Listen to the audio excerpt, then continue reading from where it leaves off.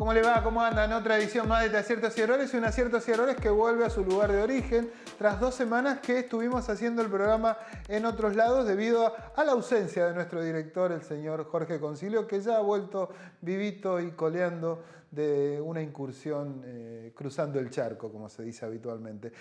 Nosotros en el programa del día de hoy, para no perder la costumbre, tenemos de todo. Tenemos algunas temáticas que tienen que ver con la política y en un ratito más nos va a acompañar Lauro Grande, que es uno subsecretario en el Ministerio de Desarrollo Social que encabeza Juanchi Zabaleta. Además es un hombre de la cámpora y nos va a venir a hablar de toda la mirada que tiene esa agrupación y no solo eso, sino de la agrupación, de la mirada que tiene el gobierno nacional, al menos desde su óptica, ¿no es cierto? También nos va a acompañar Karina Alice, que es la periodista de Medio Ambiente, que está habitualmente con nosotros, en este caso con una temática de una fábrica, de una gran empresa en La Matanza que está contaminando un barrio con 300 viviendas, digamos. De eso vamos a hablar en un ratito nomás con Karina, que es el medio ambiente es algo que hay que tener conciencia, ¿no? Y darle mucha bolilla. Quédese ahí, que es muy interesante lo que le vamos a hablar. También esta semana ha sido bastante conmovedora por la situación que tuvo que ver con la muerte de Lucio, el chiquito de La Pampa, en donde una situación que no resolvió el Estado mediante la justicia derivó en la muerte de una forma aberrante de un niño. De eso nos va a hablar Pablo Mangiarotti, que es un padre afectado también por una separación y que está en esta disputa que se genera por los hijos, digamos, que quedan en el medio, y nos va a hablar directamente desde la marcha que se está llevando adelante en el mismo momento que nosotros grabamos en el programa en la Plaza San Martín de la ciudad de Buenos Aires, digamos. Varias personas en apoyo, o al menos manifestándose el apoyo a lo que sucedió con Lucio, ¿no es cierto? Algo aberrante, y también pidiendo la modificación de algunas cuestiones que suceden en la justicia, que es muy lenta y que en definitiva actúa mal, digamos. También nos va a acompañar la doctora Amelia Franchi, como siempre, con una temática que tuvo que ver esta semana, ¿no? Con un día, el 1 de diciembre, que se conmemoró un día más de la lucha contra el VIH-Sida, ¿no es cierto? Y también de esta nueva cepa que aparece en medio de una pandemia que parece no tener fin. De eso, y nos vamos a recordar un poquito, vamos a hablar un poquito de historia también, y nos vamos a acordar que hoy, mientras grabamos este programa, se cumplen 20 años de un cepo que ya había tenido a la Argentina con una situación económica bastante crítica y que derivó en la renuncia de un presidente. Todo esto lo va a ver en instante nomás en este Aciertos y Errores del día de hoy.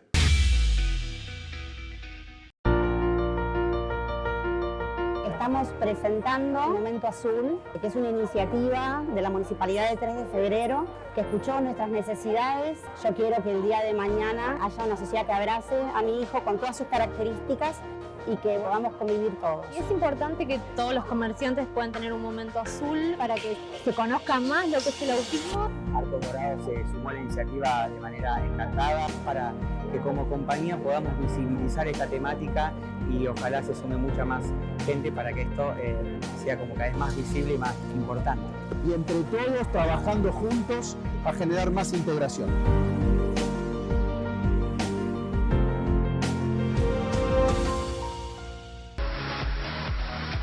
Si usted tiene un problema jurídico, no lo dude. Consulte a un abogado matriculado. Se lo aconseja el Colegio de Abogados de San Martín. Llame al 4754-2139, Avenida Ricardo Balbín, 1750 San Martín. Como lo habíamos manifestado al comienzo del programa, me acompaña en este bloque Lauro Grande, que es subsecretario de Articulación y Comunicación del Ministerio de Desarrollo Social. Pero Lauro es, además del cargo que ostenta actualmente, es un hombre con una militancia política desde mucho tiempo atrás, ¿no? También enrolado dentro de lo que se conoce popularmente como la cámpora, ¿no es cierto? Esa ese movimiento creado en su momento por un sector del kirchnerismo que yo entiendo que muchas veces, y es siempre lo que hablamos con Lauro cada vez que viene al programa, es un sector muy vapuleado por algunos comunicadores y demás. Pero más allá de eso, la idea es que hablar con Lauro para que me cuente un poco cuál es la mirada tras una elección, digamos, que tuvo una remontada en este último, en noviembre pasado, con respecto a septiembre, pero que en definitiva implica un periodo de 2 años de gestión dentro del oficialismo que en principio no se muestran demasiado fáciles, ¿no? Así que, Lauro, gracias por tu presencia, como siempre, acá en Aciertos y Errores.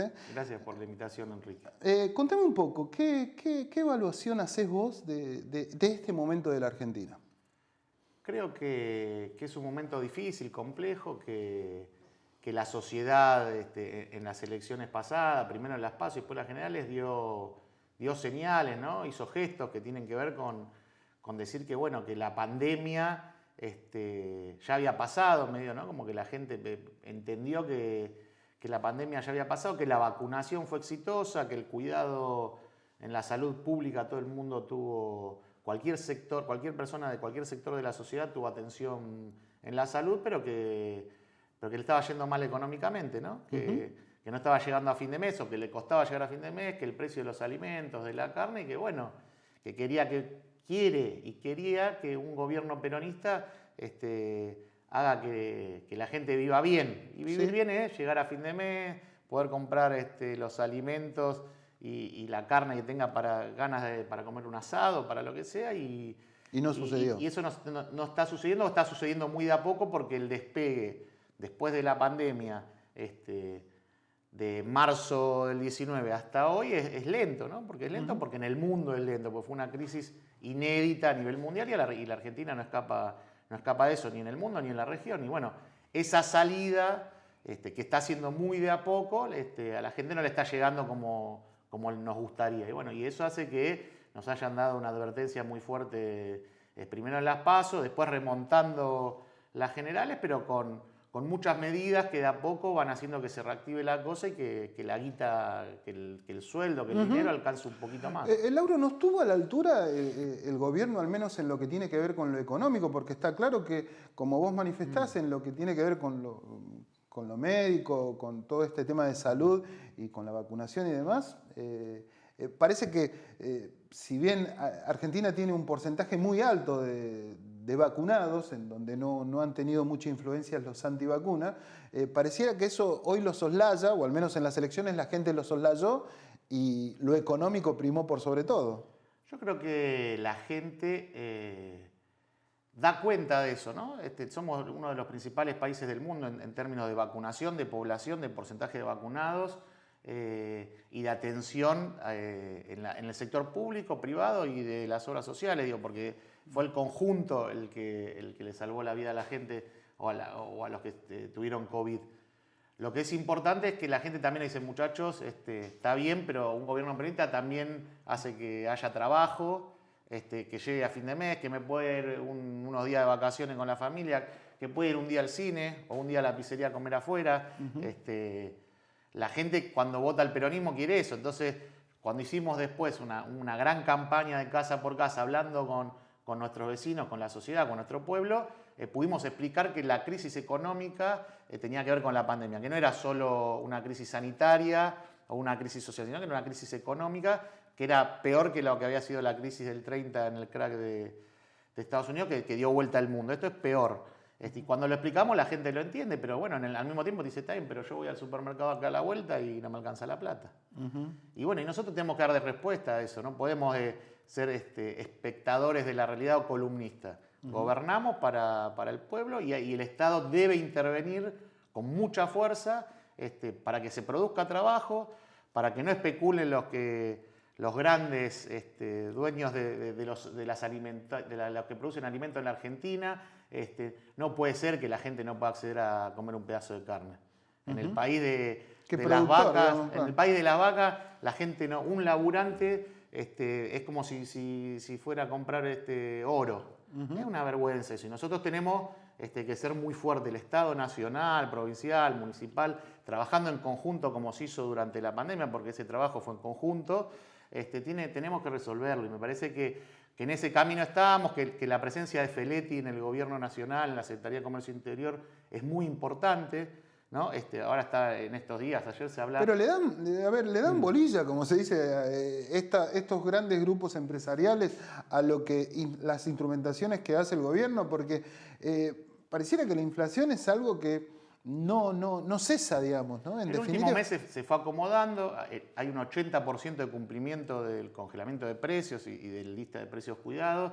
Se va a extender con mayor cantidad de productos durante el 2022.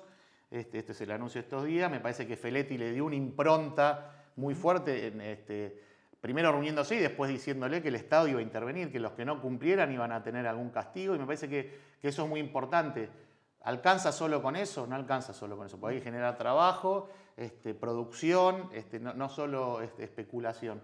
Pero me parece que la presencia de Feletti ayuda en ese sentido. Y al mismo tiempo está la discusión con el Fondo Monetario, que como bien dijo Alberto Fernández, conmemorando el 9 de julio en Tucumán, que el otro día Cristina, la vicepresidenta, lo reflota.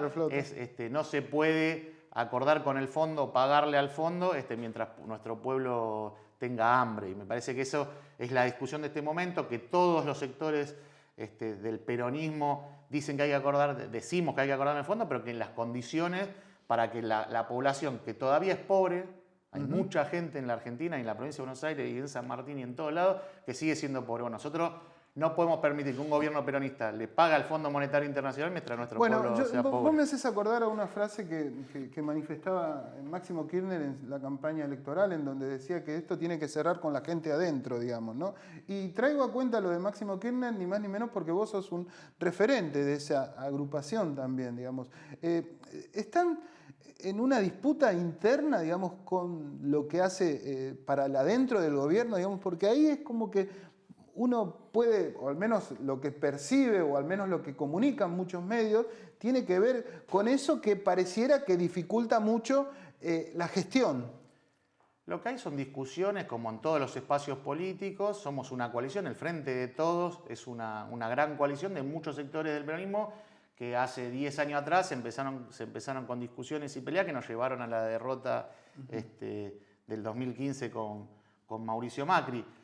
Es una coalición y en la coalición hay distintas opiniones, distintas visiones de qué tiempo, si más rápido, si más despacio, si más conservadoramente o más dinámicamente, y esas discusiones están, pero ningún sector del Frente de Todos que hoy gobierna la Argentina, la provincia y San Martín también, está pensando en romper. Lo que estamos pensando es cómo se resuelven los problemas de la gente. Cómo hacemos que la vecina de acá a la vuelta, que no llega a fin de mes, pueda llegar. Y esa es la discusión. Bueno, ¿cuáles son las herramientas que el Estado usa para intervenir en la economía, en la sociedad? Y esa es la discusión. Y eso está bien que suceda porque es sano. Porque también si escondemos las discusiones de cómo son las cuestiones, también es feo, ¿viste? Porque si no la gente quiere saber. Entonces, lo que hay es una discusión y tensiones que no hay que asustarse, que son naturales, que son sanas, donde el presidente Alberto Fernández, la vicepresidenta Cristina Fernández de Kirchner, el gobernador Axel Kicillof, Máximo Kirchner, presidente del bloque de diputados, Sergio Massa, presidente de la Cámara, y demás compañeros y compañeras, gobernadores, la presencia de Mansur en la jefatura de gabinete, tiene que ver con empezar a discutir, ¿cómo salimos de la pandemia? Ya pasó, nos agarró, no estaba previsto, ya pasó, ¿cómo salimos de esto? Bueno, y esa es una discusión que algunos pensamos que hay que salir con mayor intervención del Estado, mayor inversión pública, y hay otros sectores que piensan que es un poco más despacio, que el mercado va regulando, que hay un derrame natural de las cuestiones y que el acuerdo con el fondo no va a resolver. Unos parecieran más moderados y otros más intransigentes, digamos, en función de lo que tenés enfrente, digo, porque evidentemente vos recién hablabas de las cuestiones de los precios y quiénes son los que en definitiva terminan poniendo las pautas. Si uno no es firme en ese ámbito, difícilmente, digamos, puedan del otro lado recibir una respuesta favorable en función del beneficio de la gente, digamos, ¿no? Nosotros creemos que hay una discusión, ¿no? ¿Qué dice el kirchnerismo, qué dice Cristina sobre lo del Fondo Monetario? Néstor Kirchner fue el presidente que nos sacó al fondo de encima cuando en el 2005 hizo ese anuncio que lo hizo al mismo tiempo con Lula en Brasil, que era pagarle todo al fondo y decirle andate de acá, las cuentas en la Argentina las controlamos nosotros, la inversión pública la controlamos nosotros y vos, Fondo Monetario, haces tu cosa en otro lado. Néstor Kirchner hizo eso. Entonces, digo, el kirchnerismo, si sabe de algo, es de cómo honrar las deudas o pagarlas o de qué manera. La discusión es, en este contexto, saliendo de la crisis mundial económica, con la deuda que contrajo Mauricio Macri, digo, que anda por el mundo dando vueltas y charlando y dando explicaciones y va a la tele y dice cualquier cosa, el Fondo Monetario, digo, ya reconoció que fue una barbaridad el préstamo que le dio a Mauricio Macri para la campaña del 2019, cosa que no había sucedido en la historia del Fondo Monetario Internacional desde que existe. Entonces me parece, nosotros tenemos que decirle al fondo, bueno, muchachos, ustedes fueron cómplices de eso. Háganse cargo de eso, nosotros queremos pagar, pero primero tiene que vivir bien el laburante o la jubilada de acá a la vuelta. De lo que me decís se desprenden algunas cuestiones, ¿no es cierto? O sea, decís que el fondo fue cómplice, digamos, en cuanto a ese préstamo que va a ser parte de la historia argentina, ¿no es cierto? Y ahí es donde tenés un fuerte frente contrario. Pero también tenés, por otro lado, a la oposición, digamos, que en definitiva fue la que tomó ese préstamo y que también tienen otro frente ustedes, digamos. ¿Cómo se hace para...? La oposición son unos caraduros, unos sinvergüenzas. Ellos son los que gobernaron con Macri durante 4 años en la nación, en la provincia, se endeudaron como nunca antes, ni la dictadura militar, que había sido la mayor tomadora de deuda de la Argentina, una dictadura genocida, se había animado a tanto. Mauricio Macri, con Vidal, con Bullrich, con Santilli, con Larreta, digo, ese conjunto de hombres y mujeres que representa a la derecha en la Argentina, hicieron esa barbaridad. ¿De qué vienen a hablar ahora? Deberían ayudar. Pero esa gente también, o sea, esa oposición sacó casi 1.900.000 votos de diferencia con respecto a ustedes en la última elección. Digo, hay un tema también dentro de la sociedad, ¿no? Por supuesto, la sociedad entiende y escucha y comprende lo que nosotros decimos también, y a veces, cómo lo decimos, qué decimos, hay que decirlo de una manera quizás mejor, pero también hay que mostrar realidades. Es decir, el que no tenía trabajo tiene que tener trabajo, el que tiene trabajo y le va mal tiene que estar mejor, el jubilado que no llega, la jubilada. Digo, nosotros tenemos que lograr que los jóvenes tengan trabajo. Los pibes hoy terminan el secundario y les cuesta conseguir un laburo. Un laburo digno, un laburo de verdad, ¿no? Digo, en ese sentido, el peronismo, el Frente de Todos, el kirchnerismo, como vos quieras ponerle el nombre que quieras poner, yo lo que digo es el Estado debe resolverle la vida a la gente.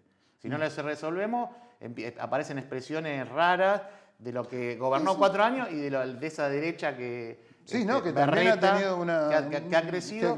Y me parece que nosotros tenemos la posibilidad, la Argentina va a crecer, el mundo va a crecer, tenemos todas las posibilidades para crecer, depende de nosotros. Y para eso tenemos que ser muy duros con la especulación sobre los alimentos, muy duros con la especulación de la carne, muy duros con los exportadores que sacan las cosas por Paraguay para no pagar los impuestos que hay que pagar. Sí, me parece que ahí hay parte, digamos, falencia de parte de la gestión del oficialismo. Digo, me parece que la hidrovía es un canal a vigilar y a controlar, digamos, de manera más fuerte, digamos, ¿no? Ahí es muy raro, es muy llamativo que Paraguay sea uno de los mayores exportadores de soja, digamos, cuando no tiene soja, digamos. Mirá, es medio raro eso, ¿no? Está claro que la etapa y la situación es distinta, pero durante 12 años y medio, primero en el primer gobierno, los 4 años de Néstor y los 8 años de Cristina, se demostró que las cosas se pueden hacer. Estamos en otro momento, es otra la situación mundial, nada es igual.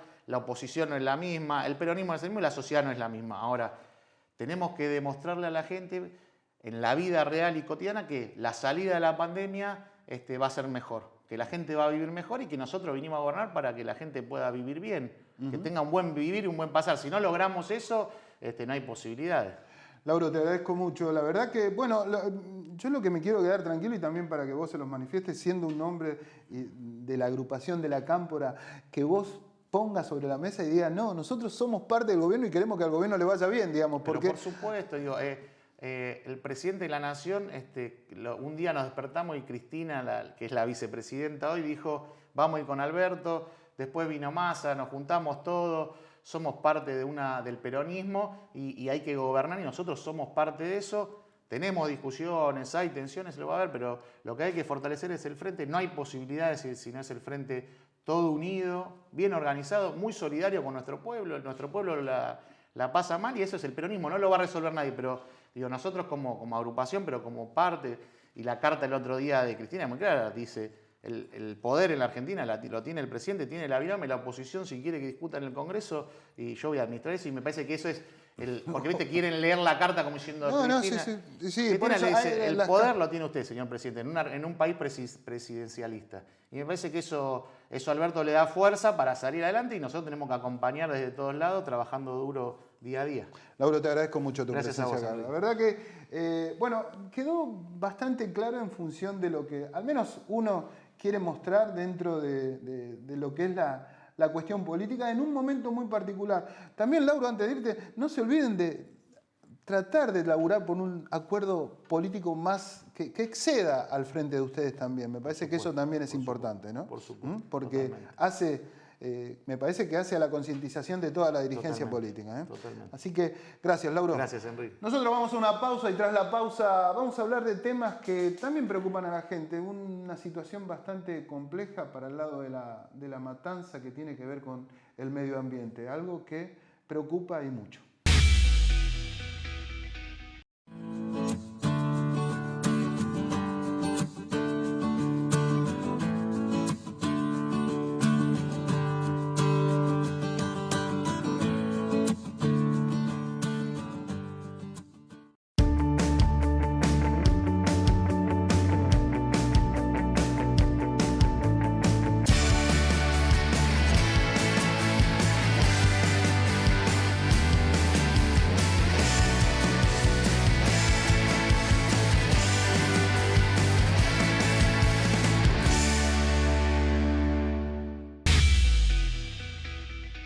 Lo dijimos antes de irnos a la pausa, vamos a tratar algún tema de medio ambiente.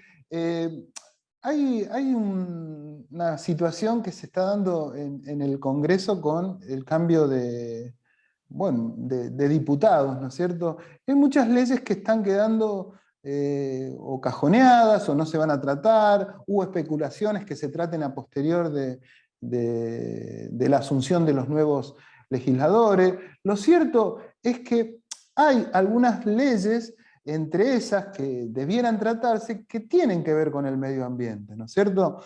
El medio ambiente ya ha quedado demostrado que es algo fundamental para la buena supervivencia de la gente, ¿no? Y es algo que ha tomado una trascendencia que por suerte tiene que ser así, ¿no? Nosotros ya la vez pasada habíamos manifestado, tenemos del otro lado a nuestra colega Karina Alice, que es especialista en medio ambiente, y nos trajo a cuenta una problemática que está sucediendo en La Matanza, digamos, más precisamente en el barrio Las Mercedes, que está compuesta por aproximadamente 300 viviendas, en donde una gran empresa conocida, nosotros no vamos a dar el nombre, momentáneamente, digamos, porque queremos hablar con los vecinos a los cuales los citamos para charlar en esta oportunidad, pero lamentablemente, bueno, evidentemente hay algún inconveniente que no podemos sacarlo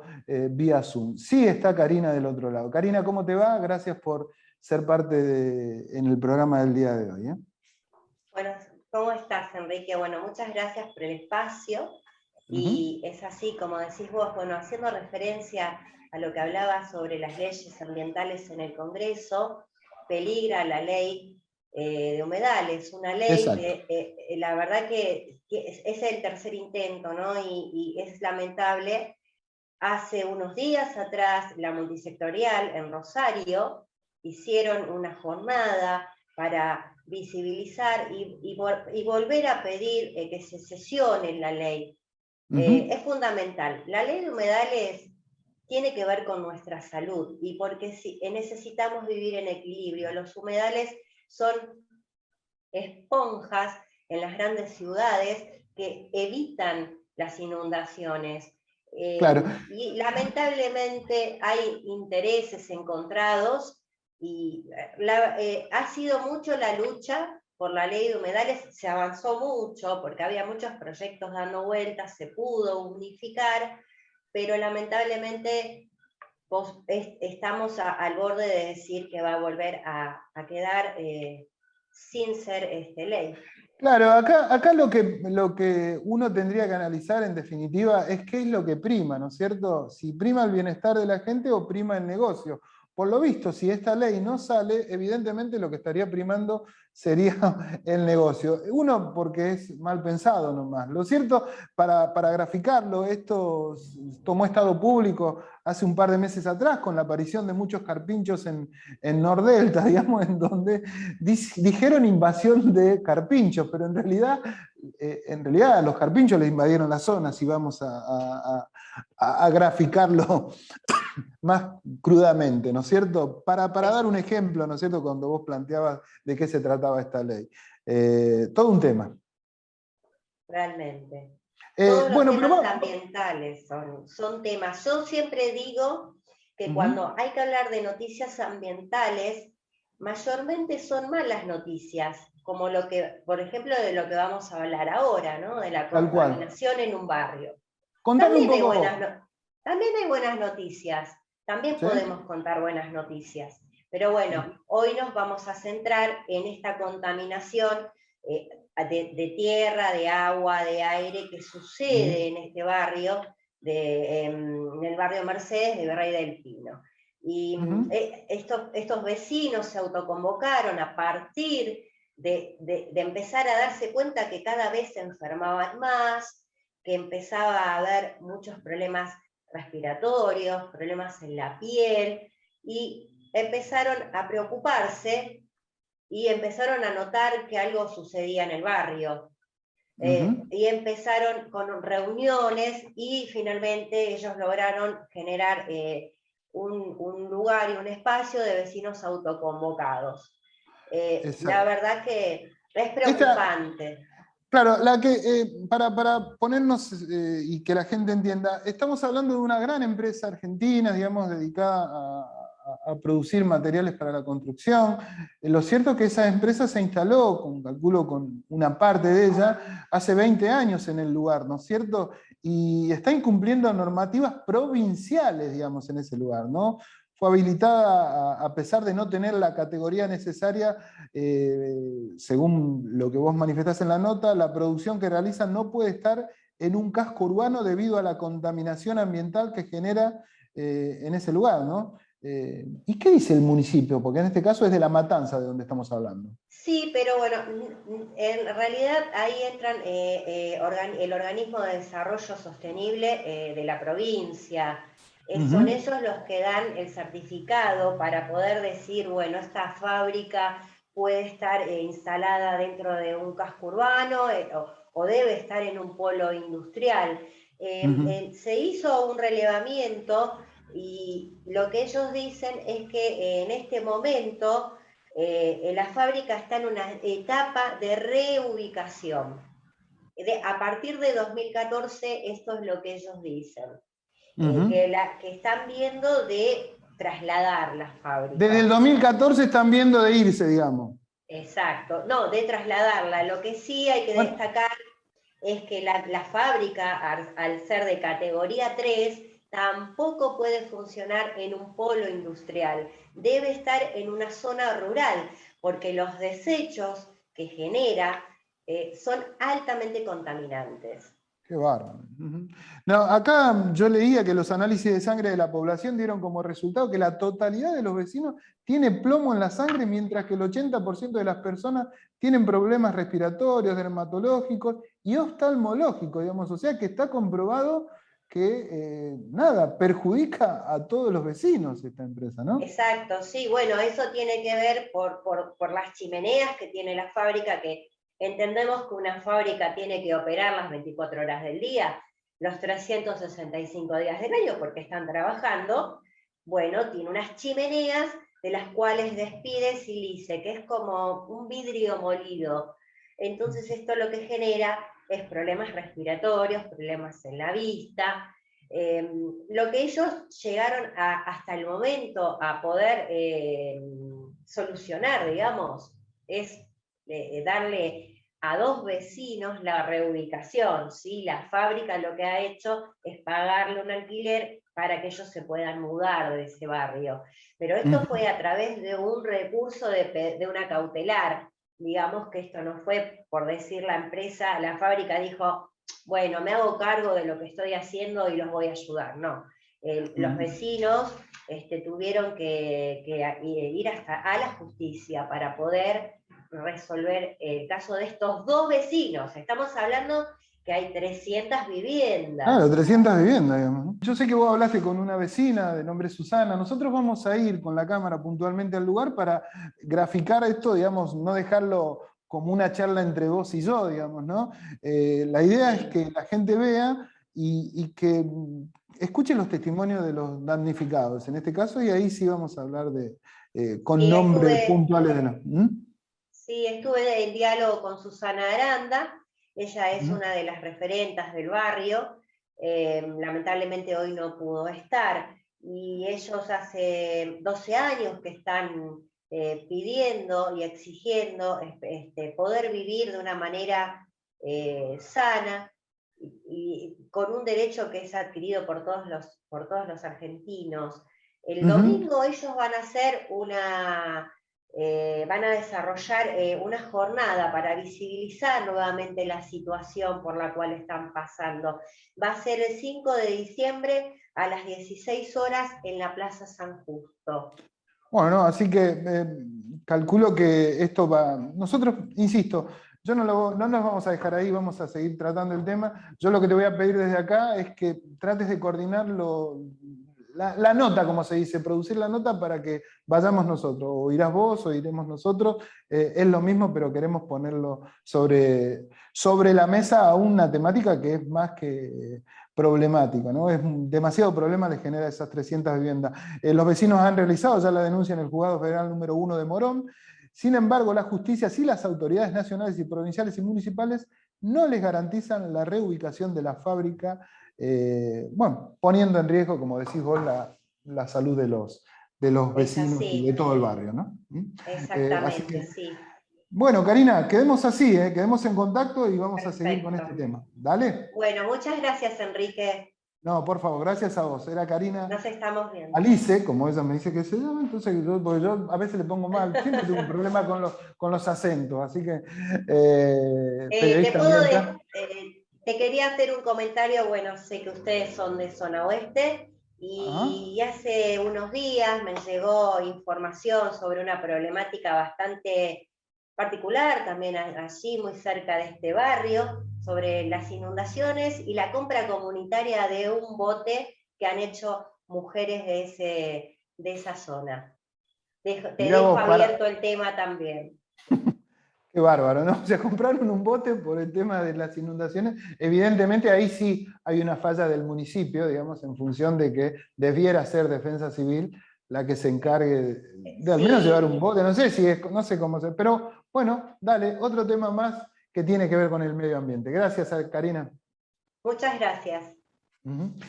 Bueno, ahí escuchábamos un problema bastante complejo, serio, que tiene que ver con una empresa bastante importante de la República Argentina. Nosotros les vamos a dar el nombre, les vamos a dar el lugar, les vamos a dar la versión de los vecinos para que vean que, bueno, el medio ambiente es una temática que tiene que estar en la agenda política y tiene que ser resuelto porque afecta a muchos ciudadanos. Vamos a una pausa y continuamos con estos aciertos y errores del día de hoy. En Morón volvió el día verde. Los miércoles solo sacar residuos reciclables. Solo residuos reciclables. Como papel, cartón, plástico, vidrios y metales. Todos limpios y secos. Municipio de Morón. Corazón del Oeste. Te presentamos Doctoros de PIM, un servicio de nuestra obra social, por el cual podés comunicarte con un médico a través de videollamadas las 24 horas del día, los 7 días a la semana. Baja la aplicación y sumate a la telemedicina a través de tu consulta médica online, sin salir de tu casa. OSDEPIM, te estamos cuidando. Lo dicho al comienzo del programa, me acompaña del otro lado Pablo. pero por sobre todas las cosas está en una marcha y tiene temática que sucedió en todo estado público, lamentablemente, ¿no? Y es el fallecimiento de Lucio, digamos, el chiquito de La Pampa, y hay una marcha, pero creo que todos conocen el tema. Contame, Pablo. Hola, ¿cómo andás? ¿Me escuchás bien vos? Sí, te escucho perfecto. Te escucho ahí en medio de eso. Contame vos un poco, ¿qué es lo que están haciendo ahí? Estamos reclamando básicamente por los derechos de la infancia judicializada. Sentimos que Lucio murió en el contexto de un caso de obstrucción de vínculos, donde el tío tenía la tutela efectiva y la mamá y la pareja de la mamá lo amenazaron con hacerle una falsa denuncia de abuso sexual, y la policía le recomendó que se aparte, porque si no iba a tener que resolver el caso desde la cárcel, ¿no? Entonces, estamos visibilizando esta situación que se está dando en la sociedad, que no se está escuchando a la infancia en los contextos de los conflictos de los papás, ¿no? Cuando vos entras en un juzgado de familia, decís cualquier cosa de la otra persona y tardan 3, 4 años en resolver la situación, y esto no puede seguir pasando. Nosotros entendemos que la muerte de Lucio se podría haber evitado si hubiera equipos técnicos que escuchen inmediatamente a la infancia al momento que una denuncia se hace. No puede ser que un juzgado tarde 1 año, 2 años, cuando hay una denuncia de maltrato, de abuso sexual, a ver si eso está pasando, no está pasando. No se separa al progenitor en el caso de que la denuncia sea real, o se separa en el caso de que sea falsa. Digamos, el colapso de los juzgados de familia es absoluto, ¿sí? Es un desastre lo que está pasando, y la muerte de Lucio viene a evidenciar todo eso. Sí, o sea, yo estoy interpretando, digamos, que más allá de esta situación, digamos, que tomó estado público, esto es habitual dentro de los juzgados de familia, por lo que vos manifestás. Absolutamente. Nosotros calculamos que hay aproximadamente 500.000 niños en estado de vulneración de sus vínculos con la familia paterna o la familia materna. Cuando vos te separás, entra la judicialización de la infancia en un juzgado y tardan 4, 5, 6 años en resolverse las causas. A partir de una denuncia, se toma una medida cautelar, en principio en protección de esa infancia sobre la cual se está realizando la denuncia, pero esto ya es un modus operandi habitual de algunos abogados que claro, a fin de poder negociar mejor por ahí una cuota alimentaria o simplemente obedecer a la bronca, al ego de uno de los dos progenitores, terminan dilatando las situaciones y generan el impedimento de contacto durante años. Tenemos casos de hasta 7 años. Y encima lo más terrible es que después de estar 7 años impedido del vínculo, claro, se comprueba que no pasó nada y el juzgado ordena la revinculación. Cuando ordena la revinculación, ¿qué pasa? Tu hijo no te quiere ver más porque no te conoce, no sabe quién sos, o le estuvieron quemando la cabeza durante 5 años diciéndole que vos eras malo. Entonces, ¿qué pasa? Ya no te quiere ver. Esto es una situación vox populi, ya la sabe toda la sociedad. Todos tenemos un pariente, un conocido que le está pasando esto. Y el problema es que desde el Estado no se reconoce, no se pone sobre la mesa. Nosotros, yo entré un poquito más tarde a esta entrevista porque acabamos de salir, nos manifestamos en el Hotel Libertador, acá en Avenida Córdoba, en Capital Federal, porque estaba reunida la Defensora Nacional de Niñez con los vicegobernadores y con los defensores provinciales de niñez. Vinimos a reclamarle a ella, porque hace más de 1 año que tiene sobre su escritorio esta problemática y no hizo absolutamente nada, ¿sí? Entonces nos recibieron y se comprometieron a hacer una mesa de trabajo para trabajar esta problemática, y vamos a empezar a trabajar desde el día martes. Pablo, ¿y por qué está establecido, digamos? Porque evidentemente no es que lo dice la ley, pero pareciera que siempre el hijo tiene que quedar en cuidado de la madre, digamos, y el padre pasa a ser la alternativa secundaria. Claro, bueno, el viejo Código Civil hablaba de un estado de visitas, ¿no? El padre tenía un régimen de visitas como si fueran presos con sus hijos. Ahora, por suerte, el nuevo Código Civil habla de cuidados personales, de régimen de comunicación, pero la realidad es que hay una preferencia materna, ¿sí? Los juzgados dicen, bueno, si está con la mamá está bien, de todos modos esta problemática afecta a muchísimas mamás, porque esto que te estoy diciendo de las denuncias falsas, los abogados ya lo saben, y de repente a vos te cae una denuncia, sos una mamá, y denuncian al abuelo materno por abuso. Entonces, ¿qué pasa? Lo mismo que pasa con un papá.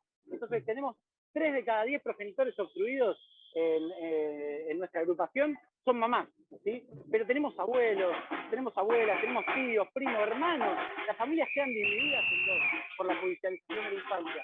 Y los juzgados tardan tanto en tomar medidas para comprobar qué es lo que está pasando en esa familia, que nada, que eso queda de manera habitual ya.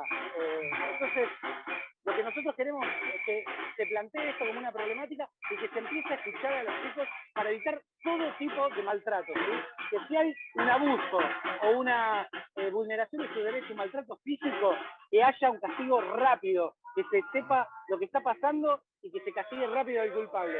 Y que si hay una denuncia falsa, también se castigue esa denuncia falsa, porque abajo de la montaña de denuncias falsas, ¿sí?, llegan las denuncias verdaderas y termina pasando que se mueren los chiquitos como Lucio, se muere Úrsula, porque había 100 denuncias arriba de esa denuncia real, ¿sí? Entonces hay que comprobar la gravedad de las denuncias, hay que investigar qué es lo que está pasando. Pablo, ¿qué dijo la defensora? ¿Lo recibió y le dijo algo? Lo recibió el jefe de gabinete de la Defensoría, el director de Relaciones Institucionales, se comprometieron a partir del día martes, nos reconocen, digamos, la problemática, algo que vienen haciendo desde hace un año, ¿no? Nos habían reconocido la problemática, pero nunca se habían pronunciado. Lamentablemente, bueno, esta semana nosotros entramos en estado de alerta y de movilización porque sentimos que la muerte de Lucio podría haberse evitado. Así que comenzamos ahí el reclamo y ahora estamos caminando, ya estamos llegando, estamos a una cuadra del Palacio de Tribunales, vamos a reclamarle a la Corte Suprema y a los juzgados de familia, a la Oficina de Violencia Doméstica, que investiguen, que se escuche a la persona denunciante, pero que también se escuche al niño y a la persona denunciada, ¿no? Para determinar qué es lo que está pasando verdaderamente en esta familia y poder tomar las mejores acciones para el chico, para que el juez no esté ciego frente a esta situación, ¿sí? Pablo, te agradezco mucho y bueno, mucha suerte en esta iniciativa que la verdad que es más que necesaria y también, digamos, cuesta esperar, digamos, al menos que en cómo funciona la justicia, de que resuelvan las cosas de manera rápida. Y de hecho, mirá, es una consecuencia de lo que pasó con Lucio, ¿no? Lamentablemente. Te agradezco mucho, ¿eh? Muchísimas gracias por el espacio, Enrique. Vale, te mando un abrazo. Otro para vos. Era Pablo Mangiarotti, padre también afectado por esta situación en donde se da una separación, digamos, de una pareja y quedan de rehenes los chicos. Esto ha sucedido con Lucio, lamentablemente, que terminó en la muerte del chiquito, que es conocido por todo, ¿no? Tras la pausa hablamos con la doctora Amelia Franchi. Seguinos en nuestras redes sociales y entérate de todas las actividades legislativas. Honorable Cámara de Diputados de la Provincia de Buenos Aires.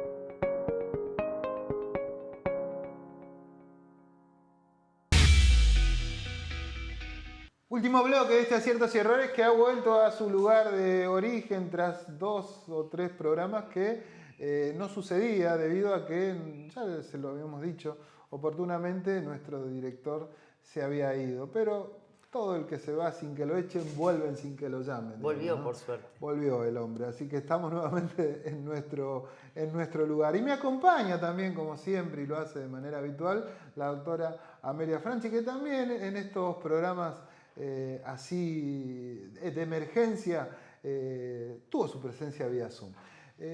Amelia tiene un ramillete de cuestiones que están vinculadas a la temática de la salud. En principio tiene que ver con que estamos en la semana el 1 de diciembre, ¿no? El Día Mundial de Lucha contra el SIDA, digamos, no es algo menor, no es algo que haya quedado en el olvido, sino que quizás en tiempos de pandemia esta temática vuelve con cierta fuerza y me parece que es bueno reflexionar sobre ello. Amelia, ¿cómo te va? ¿Cómo estás? Bien, ¿vos? Acá andamos. Contame un poquito, a ver, de esta... Lo que acabas de decir, ¿no? Me tomo de la palabra que dijiste, que bueno, que parece ser como que no habría tanto. Sin embargo, tenemos una gran cantidad de VIH, virus de inmunodeficiencia humana, esa es la designación de esa sigla, que puede tener años de tener ese virus adentro hasta que se transforma en SIDA cuando toma alguna de enfermedades y buscamos por qué, y es por la baja inmunidad. Tal cual. Lo más común que toman las personas con VIH como primera enfermedad, la mayoría de todo tipo de enfermedades, desde neumonías, infecciones y demás, pero hay en personas jóvenes tuberculosis. Muchos pacientes con VIH tenemos el enganche de VIH-tuberculosis. Y uno se pregunta, pero ¿cómo? ¿Todavía hay tuberculosis? He escuchado estos comentarios y he escuchado si hay o no hay VIH. Y realmente es de decir que tenemos sífilis, sífilis congénita, tuberculosis y SIDA. Y que realmente hemos avanzado tanto en el tema. Estos días tienen que ver con la concientización de cómo prevenir que vos no tengas. Entonces, en el día de ayer, que fue el día específico, porque es toda la semana, se han hecho un montón de actividades. Dentro de esas actividades se hicieron estudios directamente de quien quería hacerse el estudio libremente, un test que en 20 minutos tenés el resultado. Por supuesto que en esos 20 minutos después verás si es necesario hacer otro análisis o no y tener mucha definición con lo que se hace, porque hay un equipo interdisciplinario para esto. A ver, y vos sabés... espera, antes de que sigas, vos, ¿cómo se originó, digamos? Yo me acuerdo, porque esto fue en los años 80, digamos, ¿no? Los años 80 empezó, hace 40 años exactamente comenzó esto que le llamaron en un momento la peste rosa. Tal cual, porque se la referenciaba mucho con las relaciones homosexuales, digamos. Pero nada que ver, porque esto es de todos. Y a través del tiempo, lo que tiene de importante hoy, que en ese momento vos decías SIDA y se pensaba en la muerte. Hoy es una enfermedad crónica con tratamiento crónico. O sea, hoy en día no se piensa en que te podés morir o como se pensaba en ese momento por la gran cantidad de fallecidos. Hoy en día es una enfermedad de tipo crónica que se trata con medicación. En esa época, cuando empezaron a trabajar los trabajos de investigación, y se empezaron a ver las medicaciones antivirales. ¿Sabes cuántas pastillas llegaron a tomar las personas que no, yo sé que empezaron había un con cóctel, esto? me acuerdo que se hablaba 30, de cóctel. 40 comprimidos. Hoy, con 3 comprimidos diarios, el paciente que está infectado se trata lo más bien. Pero de todas maneras sigue habiendo como una cosa medio turbia, ¿no? O sea, al menos de poca concientización, de temor, digamos, de exposición, digamos, ante esta referencia que yo hacía, digamos, porque si tenés SIDA está relacionado con, bueno. No, sin embargo... Pero a mí me sorprendió un dato porque en estas actividades que se hicieron referente al día que se conmemora el Día Mundial del SIDA, había uno que se tomaba muestras, se analizaban, ¿no? Sí. O sea, en todos lados, ¿no? Y llama la atención, en algunos lugares ha habido hasta un 10% de positividad. Bueno, eso es lo que me llamaba la atención. En otros no lo sabemos, todavía no está clasificado, pero de los pocos lugares que nos vamos enterando, por supuesto, de cada... Es mucha cantidad, ¿no? Mucha cantidad. Y realmente, cada vez más, y quizás en esta pandemia, no sé, pero hay mucha... Viste que hay más violencia, más cuestiones desenfrenadas. Yo te cuento algo, si entendemos que la transmisión es por vía sexual, anal, oral, vaginal, tenemos que cuidarnos con eso, porque si no sabes si tu pareja tiene o no tiene alguna patología, porque no solo es el VIH-Sida que se contagia de esta manera, tenés la hepatitis B, la hepatitis C, claro, todo a nivel sexual. Es la concientización en todo ámbito, ¿no? Hay concientización... al menos en esto de la enfermedad y ponerse a la altura con los controles y demás, y bueno, y desechar todos los mitos. En términos de concientización también, el gobierno de la provincia ha lanzado una campaña insistiendo con el tema de la vacunación, ¿no es cierto? Porque es algo que estamos todavía transitando una pandemia que muestra nuevas situaciones en distintos lugares del mundo, situaciones que no son nada agradables y que parecieran, por momentos, uno transita en nuestro país y algunos lugares que acá parece que está muy lejos, pero hay que seguir estando consciente de esto, hay que seguir vacunándose. Se abrió, ahí vos me mandaste la nueva posibilidad de... Sí, vacuna libre para mayores todos. de 3 años, libre, van y los vacunan. Los chicos tienen que vacunarse, digamos, sacarse esa idea del medio, digamos, tonta de que no hay que vacunarlos. Todos tienen que vacunarse y los que están llegando a la tercera dosis, todos tienen que darse la tercera dosis. Hay un riesgo que es el Omicron que todos están escuchando. Esa es la nueva cepa, digamos, que parece que... Viene de África, empezó a circular, mirá qué rápido que circula todo, que ya se detectaron casos en Italia, en Francia. En este momento Francia hoy tiene casi 50.000 infectados, no de Omicron, sino de COVID. Hay un aumento importante de los casos y resulta ser que en Estados Unidos detectaron 4 casos de Omicron y en Brasil, 1 en Estados Unidos y 1 en Brasil. Estaban con el tercer caso, perdón. ¿Qué quiere decir esto? Quiere decir que el virus viaja y viaja rápidamente. Sí. Se detectaron un montón de situaciones, por lo cual se ha frenado gente que venga de África a hacer un viaje. Están cerrando las fronteras para los casos de donde viene este virus.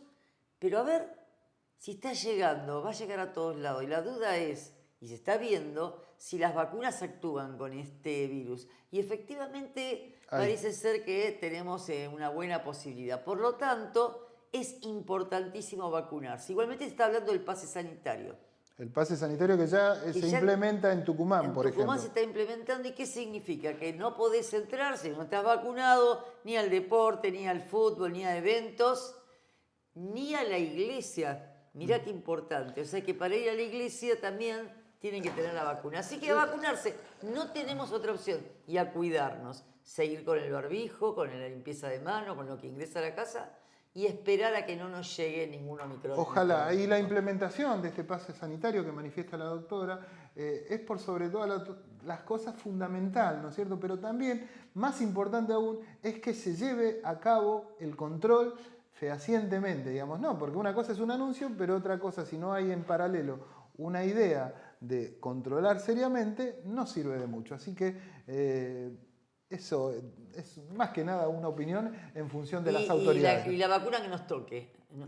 No pensar si esta tiene alguna... La vacuna que nos toque... No, lo que quedó demostrado es que la vacuna es el único remedio a toda esta situación bastante... Y porque África tiene muy pocos vacunados, es que también hacen que la cepa sea mucho más rápida la infección. Doc, así que... Te agradezco mucho, Te agradezco mucho tu presencia, como siempre, acá en Aciertos y Errores. Y nosotros nos vamos a ir con un poquito de música, como lo hacemos habitualmente, pero en este caso referenciado a un día... o a una fecha particular. Hoy es 2 de diciembre, digamos, ¿no? Hace 20 años se implementaba un corralito en este país. Hace el día 3, digamos, se hizo el cepo de todos los... ¿Se acuerdan ustedes? ¿Cómo no se van a acordar, digamos, de hace 20 años de esa situación traumática que tuvo la Argentina, en donde días posteriores, digamos, hubo grandes manifestaciones en la calle, hubo aproximadamente 30 muertos, en una situación que tuvo que ver enganchado con la economía. La bendita economía que hoy sigue cascoteándonos y pegándonos. Soluciones no ha habido, o al menos para el grueso de la gente no ha sido solucionado aún. Es más, sigue siendo un problema. Bueno, nosotros nos vamos, nos encontramos la semana que viene con más aciertos y errores. Han sido muy amables por estar del otro lado.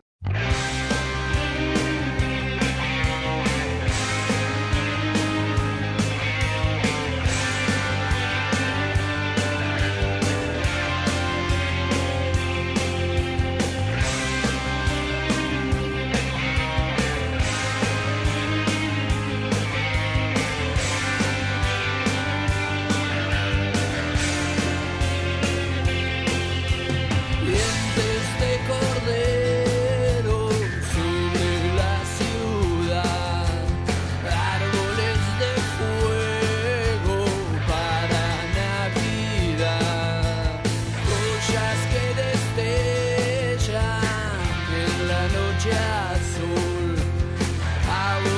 de estrellas.